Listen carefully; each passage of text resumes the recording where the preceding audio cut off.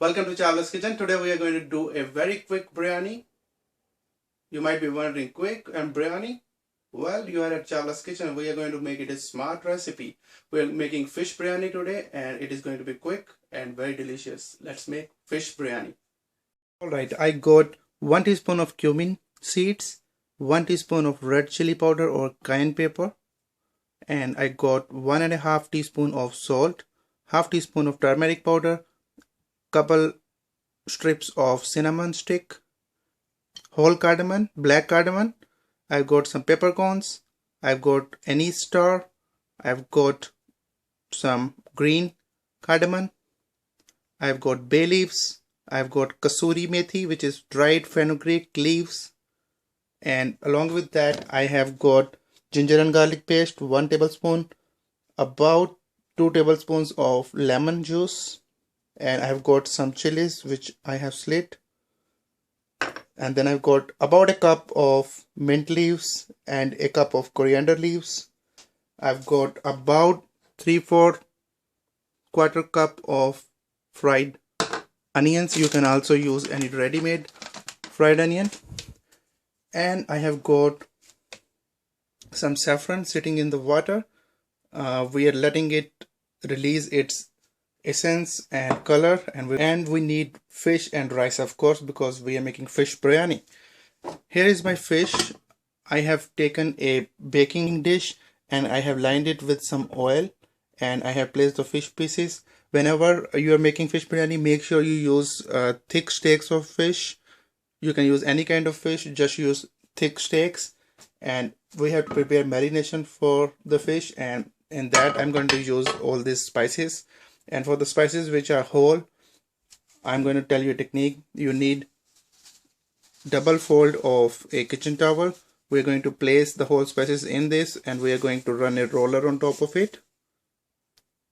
So I got my whole spices in here except the bay leaf. So I'm going to fold this kitchen towel and we are going to run a roller on top of it like this. It is going to give me a coarse powder. So we got this crushed. Another thing we can do is we can have this whole spices. We can have a muslin cloth, tie it in that muslin cloth and throw that muslin cloth pot into your boiling rice. That way it releases all the flavors and you don't get to bite into the whole spices. But traditionally whole spices go into biryani just like that, but I'm just crushing it a little bit to release flavors and also making it small pieces. So this is how I do it. You can use whole as such, or you can boil with the rice as I told you. So with this crushed whole spices and these spices, we are going to make a paste and we are going to marinate fish with that. I'm just taking these bay leaves out. So here goes my little bit crushed whole spices, and I can use any base. You can use lemon juice as a base, or you can use ginger garlic paste. I'm going to use ginger garlic paste. And for the kasuri methi, which is dried fenugreek leaves, since this is flaky, I'm going to just rub it in between my hands. So we are ready to mix this and make a marination, and then we are going to marinate the fish and keep it in this marination for about 30 minutes before we bake it. And meanwhile we are going to boil our rice. So give it a good mix. So all mixed up, and I just have the bay leaf sitting here. We'll be using this bay leaf when we are boiling the rice. We have to boil the rice after soaking them for at least 30 minutes, and then when we boil the rice we can add this bay leaves and also a teaspoon of salt. So I'm going to put this marination on top of each piece, and so all the fish pieces have been coated with the masala. Now I'm going to add a little bit lemon juice on each piece, and then we are going to let it sit 30 minutes. And meanwhile we are going to boil our rice with 1 teaspoon of salt, and I'm also going to add my bay leaves so we get all the flavor. So here comes my fish out of the fridge after resting 30 minutes, and we are ready to decorate our biryani. So into this, first I'm going to add a little bit of oil, about 3 to 4 tablespoons I would say. And now we are going to add our lemon juice, the rest of the lemon juice, and some fried onions. I'm not going to use all of these at this stage, just a little bit, about half I'm using now. And now we are going to give it a layer of rice. My rice have been boiled and they are 80% cooked, not 100%, because we are going to bake this. So only 80% I have cooked, and I'm going to give it a layer of rice.